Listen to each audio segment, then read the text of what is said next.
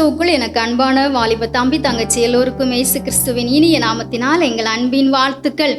இந்த நாளிலும் பரம தகப்பன் இயேசு உங்களுக்கு கொடுக்கிற வார்த்தை எசாயா 28:26. அவனுடைய தேவன் அவனை நன்றாய் போதித்து அவனை உணர்த்துகிறார். எனக்கு அன்பான வாலிப தம்பி தங்கச்சி, இந்த வசனத்தினுடைய முந்தின வசனம் மற்றும் பிந்தின வசனங்களிலே ஒரு விவசாயிக்கு தேவன் கொடுத்திருக்கிற ஞானத்தை பற்றி தெளிவாக சொல்லப்பட்டுள்ளது. அந்த ஃபார்மர் நிலத்தை உழுது அதிலே விதை விதைத்து அதை அறுவடை பண்ணும்போது எப்படி செய்ய வேண்டும் என்று அந்த ஃபார்மரை கர்த்தர் நன்றாக போதித்து உணர்த்தி நடத்துகிறார் என்று தெளிவாய் சொல்லப்பட்டுள்ளது. அந்த ஃபார்மர் செய்கிற அந்த காரியத்திற்கு கர்த்தர் ஆலோசனையிலே ஆச்சரியமானவராகவும் செயலில் மகத்துவமானவராகவும் விளங்குகிறார். ஹல்லேலூயா.